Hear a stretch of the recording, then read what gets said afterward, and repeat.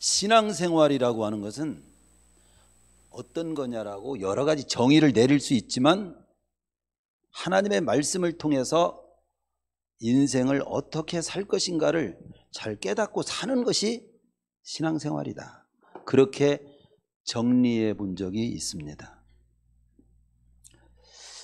특별히 전도서는 한 번밖에 없는 내 인생을 헛되지 않게 하기 위하여 주어진 말씀이라고 정리가 되도록 저에게 그렇게 감동해 주셨어요.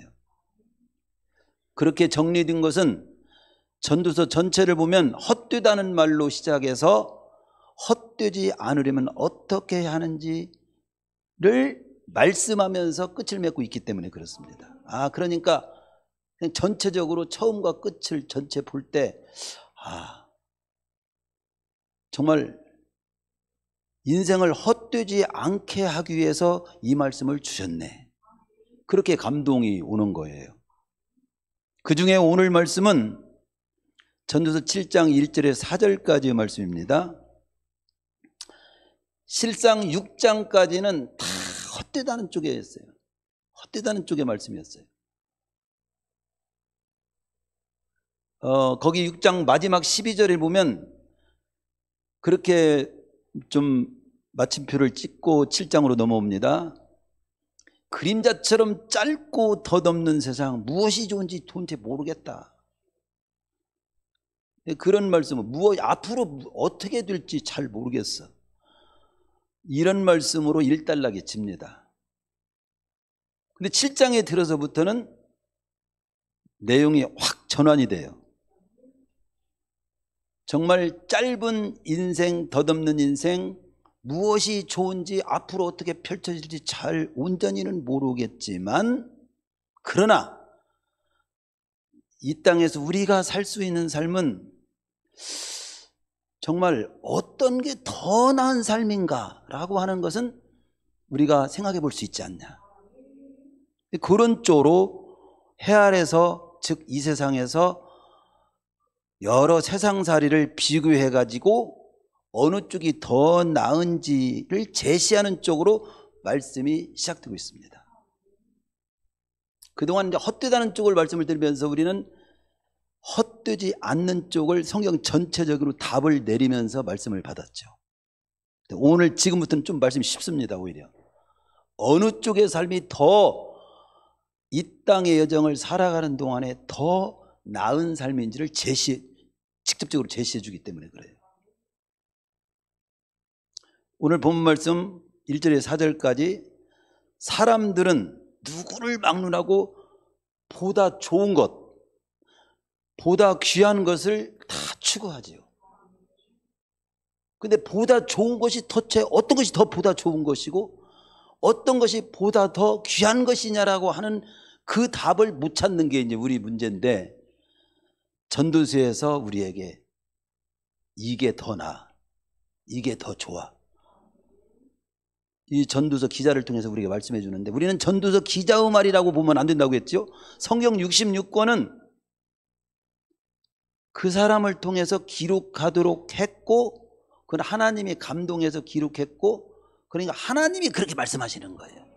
하나님이 그게 더 나은 말씀이라고 하시는 말씀으로 받아야 된다. 이건 바울이 말했구만, 이건 모세가 말했구만, 이건 솔로몬이 말했구만. 그렇게 말하면 정말로 하나님의 말씀을 못 들어요. 우리는 말씀을 받을 때 하나님의 말씀으로 받아야 돼요. 데살로니가 교회 성도들처럼 바울이 칭찬한 내용 중에 하나가 뭐냐면, 데살로니가 성도들 여러분들을 보면 설교를 들을 때 사람의 말로 받지 않고, 즉 구경하고 판단하지 않고 하나님의 말씀으로 받아서 그 역사가 일어나는 그런 모습을 볼 때 참 그 모습이 귀하다, 그걸 칭찬하잖아요. 오늘 또 허대신 목사가 어떻게 설교하는가 보자. 근데 벌써 사람의 말로 받는 거예요. 허대신 목사를 도구로 써서 여기에 있는 말씀을 어떻게 더 잘 이해하도록 하나님의 말씀을 설명해 주는가. 나에게 하나님께서 지금 무슨 말씀을 주시려고 이 시간 허대신 목사를 설교자로 써서 지금 설명해 주시고 인도해 주시는가. 그렇게 초점을 맞추고 받아야 여러분들이 말씀을 잘 받는 것이고, 잘 받아서 여러분의 삶 속에서 하나님의 역사가 일어나게 될 줄로 믿습니다. 그러면 오늘 말씀을 듣고서 우리는 더 나은 삶을 추구하는 지혜로운 인생이 되기를 바라서 오늘 말씀 있는 거예요. 첫 번째는 이렇게, 아주 오늘 말씀은 전개가 그냥 순서대로 하면 돼요. 순서대로 설명해 주면, 서론 본론 결론이 없어. 순서대로 풀어주면 돼. 좋은 이름이 좋은 기름보다 낫다. 그렇게 첫 번째 그걸 얘기합니다. 좋은, 옛날 생각은 아름다운 이름이라고 했어요. 아름다운 이름이나 좋은 이름이나 형용사적인 표현이 다를 뿐이죠. 일단 좋은 이름이 좋은 기름보다 낫다. 그럴 때, 이 말씀을 들을 때 좋은 이름은 무슨 의미고 좋은 기름은 무슨 의미인가를 알아야, 아, 그렇구나, 이렇게 여러분들이 삶에 적용할 수가 있을 거예요. 그래서 좋은 이름이라고 하는 거, 아름다운 이름이라고 하는 뭘 의미하는 것이고, 좋은 기름은 뭘 의미하는 것인가를 이게 좀 우리가 먼저 이렇게 살펴보도록 하겠습니다. 이스라엘 사람에게 있어서 기름은 재산이에요. 이게 기름이 곧 재물이고 부요의 상징입니다. 그렇게 알아도 돼요. 그 정도로 충분해요. 즉 좋은 기름은 뭐요? 재산, 재물, 돈, 그걸 말하는 것이고, 그러면 좋은, 아름다운 이름, 좋은 이름은 뭐냐? 이름이라고 하는 것은 쉽게 표현, 결론적인 표현을 하면 명성, 삶을 의미해요. 그러니까 이 현대인들은 이름의 굉장히 중요성을 표현한 그런 것이 많잖아요. 그걸 우리가 브랜드라고 해요. 브랜드. 그래서 이름의 그 파워, 힘, 브랜드 파워, 그렇게 표현도 하잖아요, 영어로. 예를 들어서 코카콜라의 그 글씨 보세요. 코카콜라 이게 그 브랜드예요. 브랜드, 상표지요. 상표. 그 어느 책에 보니까 그 브랜드 가격이, 코카콜라 그 브랜드 가격이 돈으로 치면 얼마에 해당되냐고 하는데 160억 달러래요. 아니 1억만 돼도 엄청난 건데 160억이야. 160억에다 1달러 그냥 1000이라고 생각하고 1000을 거기다 곱해보세요. 그러면 얼마가 나오죠? 잘 계산이 안 되면 나는 그냥 160억까지는 생각하지 말고 살으라는 사람인가 보다. 뭐 그렇게 엄청난 가격이죠. 이름값이 그래. 이름값, 이 브랜드 값이. 이 말씀은 그러니까 우리에게 직접적으로 하나님께서 무슨 말씀을 해주시냐면, 너는 돈 중요하지, 재물 중요해, 그렇지만 하나님의 자녀인 너는 한 번은 인생을 살아가는 동안에 재물이 중요하지 않다는 것이 아니야. 그 재물보다도 더 가치 있게 여기고 살아야 하는 것이 뭐냐면 이름이야, 삶이야, 명성이야, 인격이야, 바로 브랜드야, 이렇게 얘기를 하는 거죠. 이름이라고 하는 것은 나의 인격을 대변하는 표현이고 삶을 대변하는 표현이에요. 따라서 내 이름을 더럽히면 안 되죠. 내 이름의 가치를 떨어뜨리는 행동을 주의하라는 거죠. 십계명 주기도에도 보면은 첫 번째 기도가 뭐예요? 하나님의 이름이 거룩히 여김받도록 살기를 기도하라 그랬잖아요. 하나님의 이름을 먹칠하지 않도록, 하나님도 그렇게 하나님의 이름이 가치 있게 존귀하게 여김받도록 처신을 너는 잘해줘. 그걸 놓고 기도해야 돼. 이렇게 말씀하고 있는 거죠. 십계명의 3계명도 너의 하나님의 이름을 망령되이 일컫게 되지 않도록 하라 이거죠. 망령되게 부르지 마라. 망령되게 부르는 자를 죄 없다 하지 않겠노라. 죄 있다는 거예요, 없다는 거예요? 굉장히 어렵죠. 죄 없다 하지 아니하고, 이렇게 하면 죄 있다는 거죠. 망령, 하나님의 이름을 함부로 부르면 응? 가치 없게 그 사용하고 부르면 아주 큰 죄야. 이런 내용이죠. 우리 속담에 호랑이는 죽어서 뭘 남기고? 가죽을 남기고, 사람은 죽어서 이름을 남긴다. 이 오늘 말씀과도 맥락을 같은 맥락에 있는 속담이라고 생각이 듭니다. 그러면 그 사람의 가치는 무엇에 의하여 결정되는 걸까요? 그 사람의 이름, 그 사람의 가치는 그 사람의 인격과 삶에 의해서 결정되는 거예요. 또한 그분의 그러면 인격은 무엇으로 결정됩니까? 지식을 많이 가졌다고 하는 걸로써도 그렇게 많이 배웠어? 이렇게 할 줄 모르고 그 사람 지위가 대통령이랴. 그것걸로도 놀랄 수 있을지는 모르지만 실제로 깊이 본질은 그 사람의 삶의 영향력이 바로 그 사람의 가치를 결정하는 거죠. 삶이죠, 삶. 그 사람의 인격과 이름의 가치가 바로 그 사람의 삶을 통한 영향력으로 인해서 결정되는 거예요. 그 사람이 얼마나 인류 사회와 우리 하나님이 남긴 주님의 교회를 통한 역사에 어떤 영향을 끼치고 살았냐. 그것으로 그 사람의 가치가 결정되는 거죠. 그렇기 때문에 오늘 말씀은 지혜로운 자는 딴 게 아니야. 돈 관리도 잘하고 재물 관리도 잘해야지만 이름 관리를 잘하는 것이, 인격 관리를 잘하는 것이, 삶의 관리를 잘하는 것이 너의 영향력 있게 사는 삶을 귀중히 여기는 그 삶을 잘 사는 것이 더 중요해. 여기는 기름이 안 중요하다는 말은 없어요. 기름보다 더 중요한 것이 바로 인격이고 삶이고 선한 영향력이다 이거죠. 가룟유다는요, 가룟유다는 이름이 브랜드가 가룟유다잖아. 근데 배신자를 말할 때 그 브랜드가 돼버렸어. 가룟유다라고 하는 말을 씁니다. 유다, 가룟유다. 브랜드가 돼버렸어. 배신자면 가룟유다야. 그러니까 그 후에 성경적 이름을 짓는 사람들을 이렇게 살펴보면 가룟유다로 진 사람이 없어. 그 가치가 아주 훼손이 됐기 때문에, 안 좋은 브랜드가 됐기 때문에. 네? 최초의 살인자 가인이라는 이름으로, 거기 한글로 가인이라는 가수도 있긴 있더라고. 그런데 그 가인하고 그 가인은 발음만 그렇지 뜻은 다르겠죠. 어쨌든 최초의 살인자 가인이라는 이름으로 이름을 지으는 사람이 없습니다. 가룟유다로 이름을 짓는 사람이라든가, 최초의 살인자 가인, 카인의 후예라고 하잖아요. 살인자의 후예. 그런데 교회와 사회에 큰 영향을 끼친 사람의 이름은 많은 사람들이 그 이름대로 지으려고 선호를 합니다. 우리 둘째 아드님 허준 집사 이름 허준도, 제가 우리 동의보감에 허준이 있어요. 우리 조상 중에. 그래서 허준의 그 집념과 그 굉장히 그런 멋있는 모습이 있다.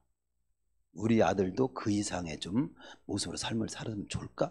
그때 허준이 뭔가 그때 방향이 됐을 거야. 그래가지고 허준으로 졌어요. 허준으로. 그래 지금 처음에는 막 허준이 학교 다니니까 막 놀리고 막 허준 선생님도 허준 선생님 오셨습니다. 막 이렇게 한다고 해서 막 허준, 왜 내 이름 허준. 근데 커갈수록 허준 이름이 괜찮아. 그런데 보니까 서울이 아니라 허준 이용소 이발관 이런 것들 막 그런 데 있으니까 허준 이름을 함부로 이렇게 좀, 함부로 거기다 쓴다고 함부로 쓰는 건 아니겠지만 허준 이름이 참 많더라고요. 어쨌든 그 교회와 사회에 큰 영향력을 끼친 그런 의미를 지니고 있는 이름들은 서로 이렇게 선호합니다. 그리고 장명가를 막 찾기도 하죠. 그런데 어느 분은 돈을 많이 들고 이름을 이렇게 새로 막 장명을 한 거야. 굉장히 막 몇십만 원, 막 어떤 몇백만 원 들고도 막 이름을 재. 돈을 들여서 이름을 졌네.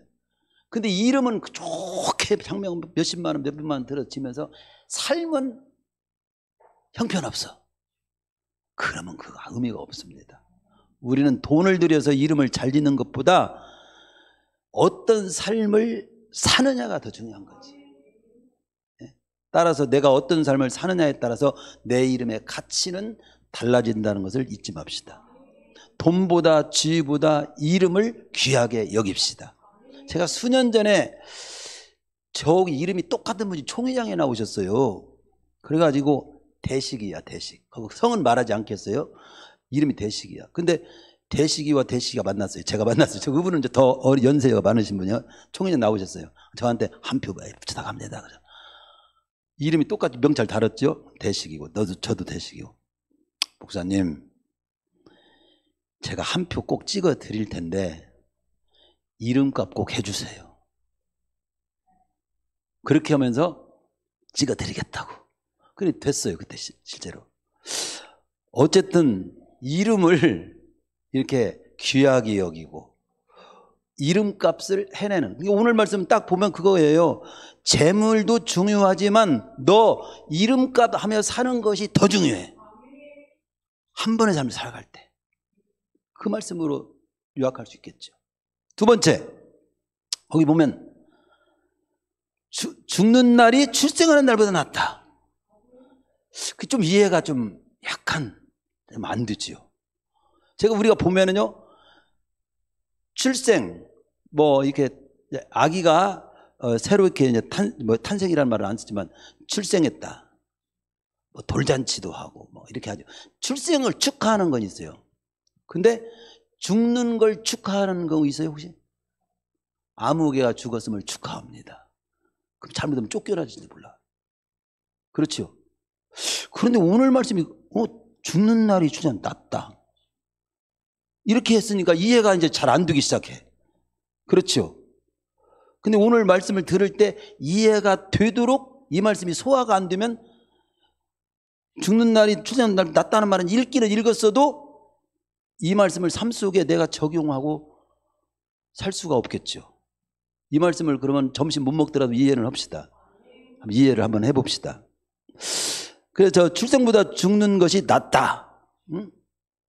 보통 출생을 축하하지만 죽는 건 축하하지 않는데 죽는 것이 낫지 않은 것 같은데 이제 죽는 것이 더 낫다고 했었지? 저에게 감동해 주시고 이 말씀을 보게 한 것은 그겁니다. 이제 저를 통해서 감동해 주신 거예요. 우리는 죽음 이후의 삶도 있잖아. 성경적으로 볼 때. 그러니까 적어도 출생보다 죽음 자체가 더 좋다라고 하는 말을 쓰려면 출생 이후에 살게 될 세상을 인정해야 돼. 죽고 난 후에 살 세상을 인정하고 그 세상이 더 좋고 귀하다고 한다면 이 말이 맞을 수 있어. 그래요, 안 그래요? 근데 그 말을 인정하지 않고 죽음 이후의 세상을 인정하지 않는 사람에게는 이 말을 도무지 받아들일 수 없지.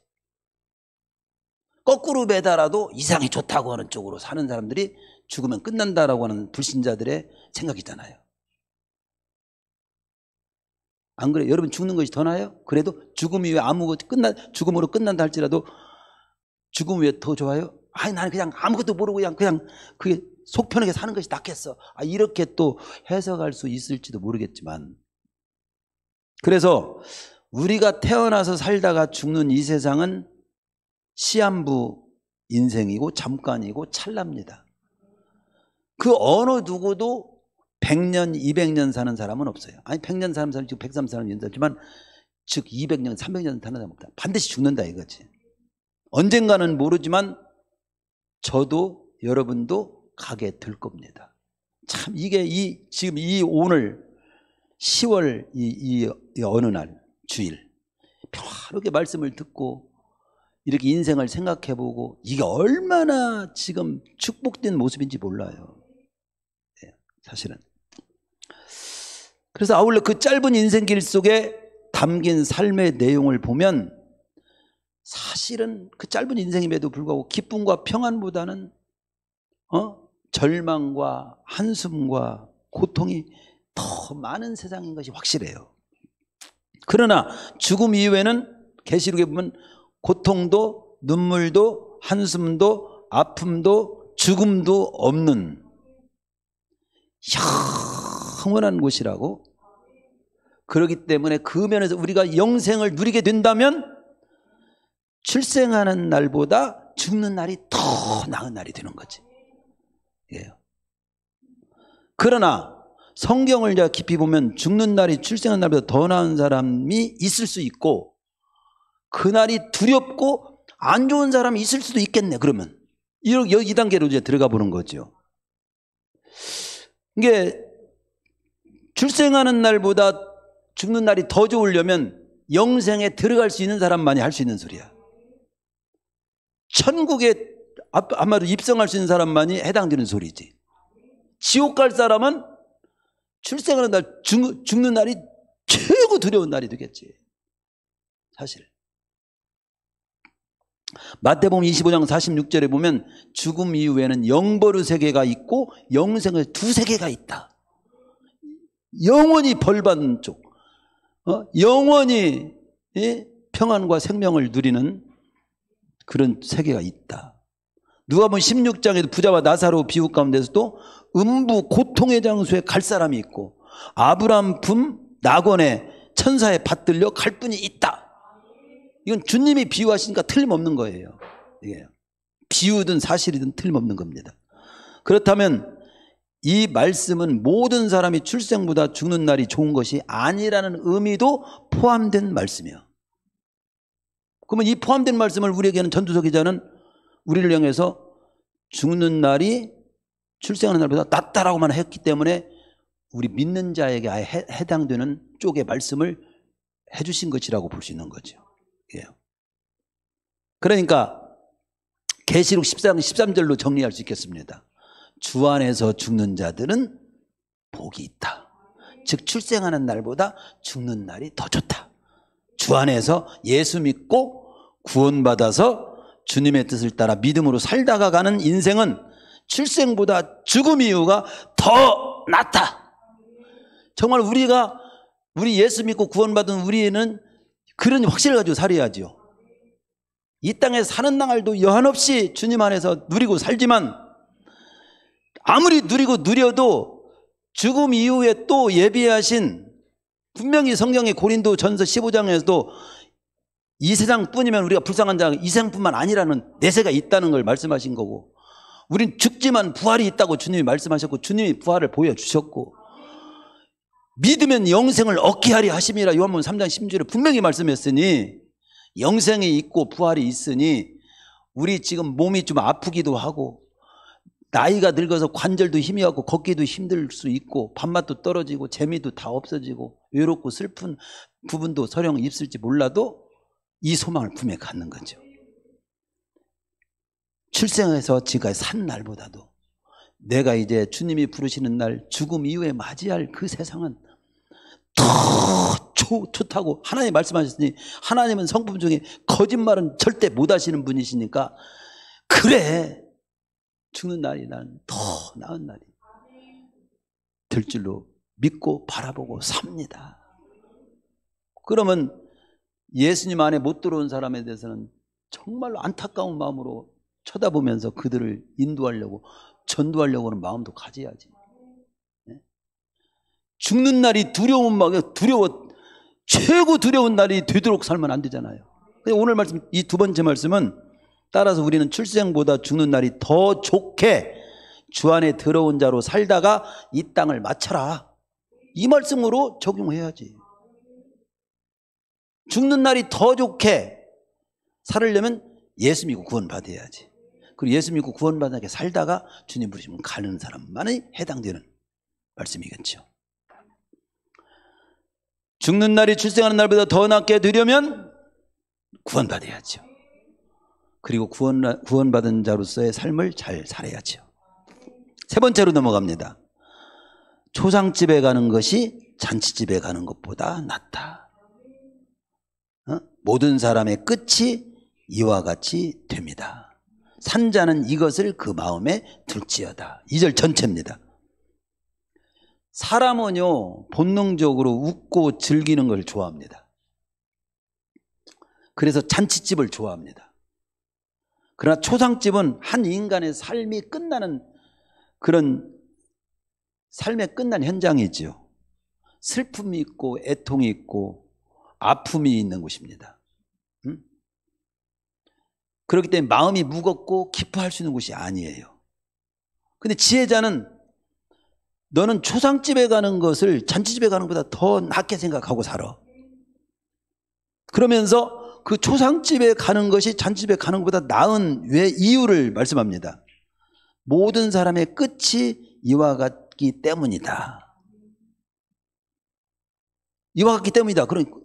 그래서 어쨌다는 거요. 모든 사람의 끝이 이렇게 초상집, 나도 어느 날 내 초상날이 있다 이 말이잖아요.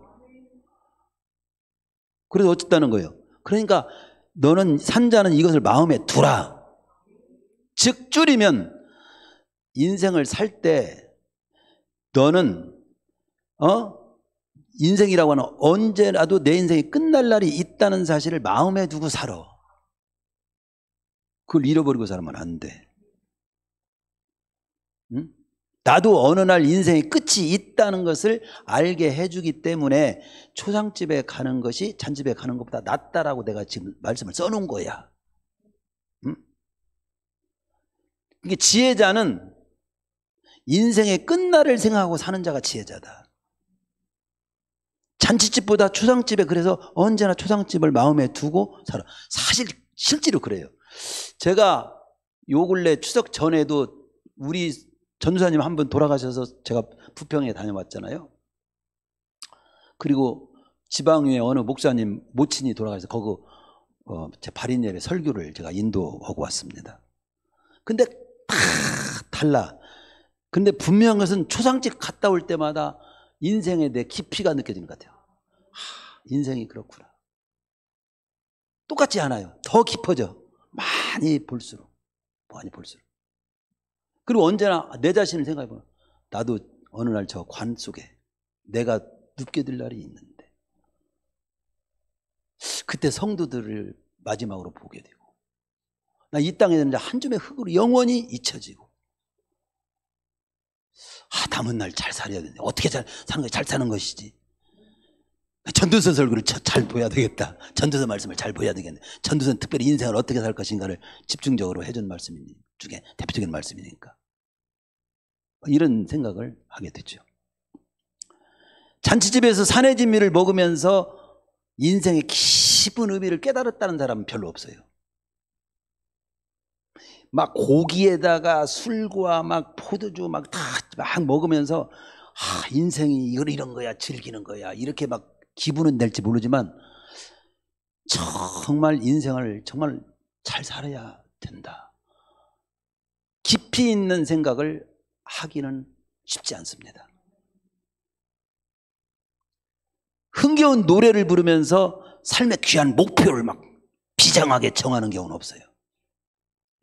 그러나 초상집에 가면 누구나 인생을 진지하게 생각합니다.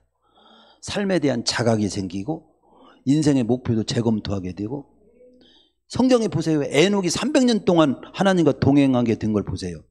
그가 결정적인 것이 뭐냐면 65살 때 철이 들었잖아요. 왜 철이 들었습니까? 인간에게는 죽음이 있고 하나님의 심판과 평가가 있다는 사실을 깨닫게 된 순간이 65세예요. 예. 무두셀라를 낳고서 그 깨달은 거잖아요. 무두셀라를 낳은 해 600세 노아가 600세 되는 홍수가 났잖아요. 하나님 심판을 깨우치는 거예요. 너는 죽고 심판이 있다. 그걸 깨닫고서 그는 300년 동안 하나님의 뜻을 품고 살았다 이거지. 헬라의 어느 왕은 언제나 시종에게 냉수하는 그릇을 올리면서 아침마다 그걸 상기시켰다고 하잖아요. 당신은 죽을 몸임을 잊지 마십시오. 기억하십시오. 그래서 그 왕이 정치를 잘했다잖아요. 그래 나는 죽을 몸이다. 살았을 때 내가 나에게 맡긴 그 사명이면 사명, 삶을 잘 살아야지. 그걸 생각하기 위해서. 어느 과학자는요, 해골을 하나 옆에다 놓고 나도 어느 날 이렇게 된다. 그리고서 인류에게 유익한 그런 연구를 내가 잘 하고 유익한 것을 남기고 살아야지. 연구에 아주 집중하는데 자극제로 삼았다잖아요. 다 일리가 있어요. 세계적인 투자가 조지 스러스라고 하는 사람의 어느 목사님 설교집에 이 내용이 써 있어서 여러분에게 읽어드립니다. 소개합니다. 이 세계적인 투자의 부자지요. 이분은 좋은 옷이나 자동차, 집, 부자들이 관심 가면 놀이 같은 것에 전혀 관심이 없대. 되게 부자 되면 좋은 차 일단 타고 좋은 집에서 살고 막 그러면 막 골프나 테니스 막 좋아하는 운동도 막 스키도 타고 해변도 막 이렇게 막 이렇게 좋은데 구경하고. 근데 이분은 큰 돈이 많은데 호사스러운 취미에는 거리가 멀었대요. 그리고 남는 시간이 있으면 이 사람은 관심이 두 가지더라고요. 다른 것 그렇게 부자들이 관심하는 그런 놀이라든가 좋은 옷이나 자동차, 집에 그런 관심이 없고 건강을 위해서 시간이라면 뭐 테니스를 친다거나 스키를 탄다거나 뭐 그냥 걷는다든가 뭐 그런 걸 할 뿐 전혀 호사스러운 그런 취미는 전혀 없대. 거리가 멀대요. 관심이 없대. 그리고 남는 시간이 있으면 대부분 생각을 하는 데 쓴다는 거예요. 근데 뭔 생각을 대체 했나 보니까 나는 어디로 가는가? 이 세계는 지금 어디로 흘러가고 있는가? 그 두 가지만 생각했다고 그러는 거예요. 거기 써놓기는 두 가지만. 자신이 취해야 할 합당한 삶의 방향을 항상 관심이 있었던 것이. 그리고 이 세상에 내가 도움이 줄 수 있는 부분이 어느 부분인가를 찾기 위해서 그 세상이 어떻게 돌아가는가 그걸 분석하고 그걸 찾는데 관심이 있다는 거예요. 그래서 이 사람들은 말하기를 그를 이렇게 부자는 부자인데 생각하는 부자, 철학이 있는 부자. 참 말이 멋있더라고요. 부자 하면 그냥 막 두룩두룩 막 살이 막 이렇게 찌고 그냥 욕심도 많고 그리고 막 자동차 그리고 막 무슨 막 비밀 막 경비대 막 높이 벽 쌓고 수만 평에 막 땅 막 무슨 뭐 정원 막 이렇게 이걸 상상하는데 이분 그거하고 거리가 전혀 멀어. 다시 자신의 건강 챙기고 그리고 나는 어떻게 살아야 되는가 그리고 이 세상은 어떻게 지금 가고 있는데 이 세상에 내가 유익을 줄 수 있는 부분이 뭔가. 그래서 그는 1년에 5억 불 정도를 번다고 그래요. 5억 불. 5억 불이 얼마입니까? 생각해 본 적도 없지. 5천억 원이야. 5천억 원. 5천억 원. 여러분 우리 교회 예산이 5,000배야. 우리 교회 예산이 5,000배. 우리 교회 예산이 얼마인지 알지? 나와버렸네. 5천억 원이 수입이야. 버는데 자기 소득의 반 정도 2억 5천 불을 여기 영어로 써 있는데 오픈 소사이어티 인스티튜트라고 써 있습니다. 그런 재단이 이름인데요. 그 재단을 운영하고 있는데 이 재단은 이런 일을 후원해요. 독재 국가들의 민주화를 돕고 있어요. 그냥 독재를 하고 있는데 민주화가 되도록 민주주의적인 나라가 되도록 하는 일에 쓰일 수 있는 그쪽을 후원하고 그리고 인권과 자유를 박탈당한 사회와 사람에게 인권과 자유를 찾아주는 운동을 하는 데서 후원하는 거예요. 우리는 돈 벌면 기껏 내 자신이 편안한 삶 누릴 생각하고 그리고 노후 대책 난 노후 대책도 못 돼가지고 집 한 채도 내 준비 못 해가지고 이것에 급급하는 경우가 우리 평시민의 모습이잖아요. 그런데 도전이 되더라고요. 한 번쯤 옆 사람들이 놀랄 만큼 하나님은 기뻐하시는 일에 돈을 쓰는 결단도 좀 한번 해보고 우리 남은 생애 동안에 예를 들어서 어떤 결단이요? 잘 모르니까 제가 소개를 해볼게요. 중원교회가 계속 존재하도록 중원교회 빚 좀 내가 처리해야 되겠다. 이것도 굉장히 귀중한 생각이지. 그러면 이 설교 듣는 사람이 아이고 중원교회 빚 많은가 보다. 그 교회 안 나가. 빚 갚으라고 하겠구만. 헌금 강조하겠네. 이렇게 생각하는 사람 그 생각 자체가 조잡하잖아.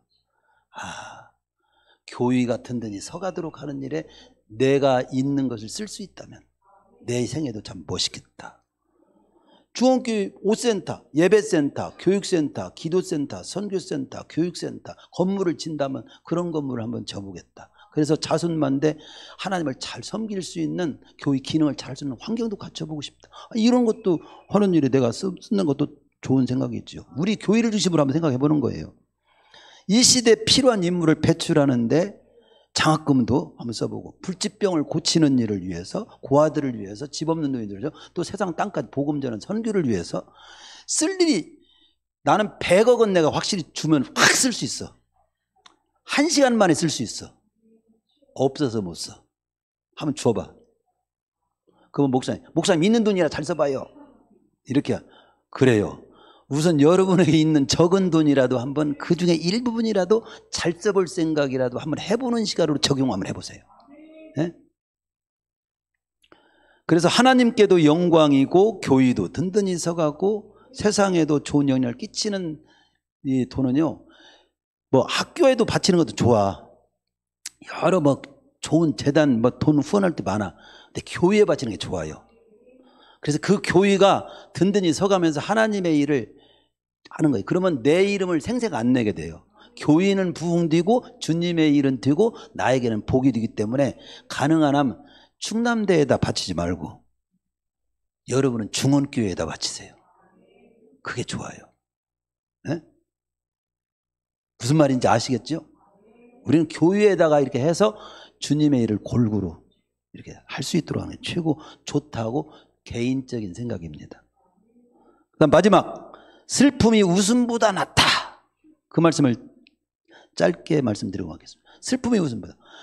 아니 슬픔이 웃음보다 낫다니 좀 우리하고는 좀 약간 이해가 안 되잖아요. 요즘은 재미가 대세예요. 재미가. 모든 일에 재미가 중요한 가치가 되어버렸습니다. 배우자도요, 유머스러운 사람을 선호합니다. 지난 이틀 전인가 아침마당에 그 코미디언 부부가 나왔어요. 그래가지고 그 아내가 참 이쁘더라고. 얌전하고 아주 괜찮은 여자예요. 근데 자기를 웃기는 거야. 웃기는 것 때문에 그 남자한테 넘어갔더라니까. 이게요. 유머스러운 사람을 배우자로 이렇게 선호하기도 하고, 연예인들이 갖춰야 될 아주 조건 중에 유머를 갖춰야 더 인기를 얻습니다. 그리고 교회조차도요, 설교가 재미있어야 부흥된다. 그런 논리에 빠져 있는 경우도 있어요. 재미는 인간 생활에 아주 중요합니다. 웃어야 복이 온다, 이런 말도 있죠. 그러나 여기에서 슬픔이 웃음보다 낫다고 교훈할 때는 슬픔을 그냥 우울증으로 살아라, 이런 뜻이 아니에요. 우울하게 살아라. 그냥 항상 슬프고 이러고 살아라는 뜻이 아니에요. 그런 뜻이 아니에요. 응? 재미와 웃음만 추구하다 보면은 삶이 좀 경박스럽고 가벼워질 수가 있습니다. 깊이가 없을 수 있어요. 우스갯소리로 요즘 시대는 그런 말이 있다고 그러네요. 어느 책 보냐. 검색만 있고 깊이 묵상하고 삶에 그냥 깊이 이게 적용하는 건 없다. 이게 검색은 그냥 잘해. 이것도 보고 저것도 보고 막 저것도 보고 막 검색은 잘해.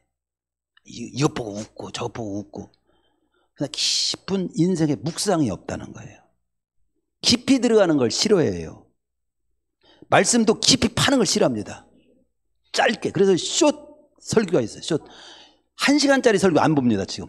근데 우리 교회는 지금 설교 이렇게 지금 뭐 유튜브로 내보내지만 안 볼 거예요. 안 보더라고요. 우리 성도들도 안 봐. 한 번 듣고 안 보더라고. 보면 알잖아, 거기 들어간 사람. 그리고 좀 거기다가 은혜 받았다고 이렇게 표현하면 안 돼? 일체 말이 없어. 그러니까 전도가 더 어렵지. 그런데 오늘 혹시라도 유튜브를 보시는 분 이거 한번 해보시고 이것도 한번 눌러주시고, 그래야 더 복음이 전될 거 아닙니까? 그걸 위해서라도 한번 별로 은혜가 안 되더라도 눌러보세요. 참 답답하네. 옆구리 찔러가지고 절박이네요. 그래서 책도 두껍고 글씨가 빼곡하게 안 팔려요.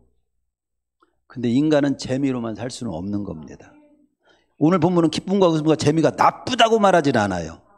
슬픔이 웃음보다 더 나았다는 거예요. 나은 부분이 뭐냐? 그 말씀을 좀 드리면 여기 본절에서는 얼굴에 근심하는 것이 마음에 유익하기 때문이라고 말씀합니다. 얼굴에 근심하는 것이 왜 마음에 유익할까요? 우울증을 지니고 우울하게 사는 것이 낫다는 그런 뜻으로 생각하면 안 돼요. 공동번역을 보면 웃는 것보다 슬퍼하는 것이 좋다. 얼굴에 씨름이 서리겠지만 마음은 바로잡힌다. 이 부분이 키포인트입니다. 마음은 바로잡을 수 있다. 웃음보다는 슬픔이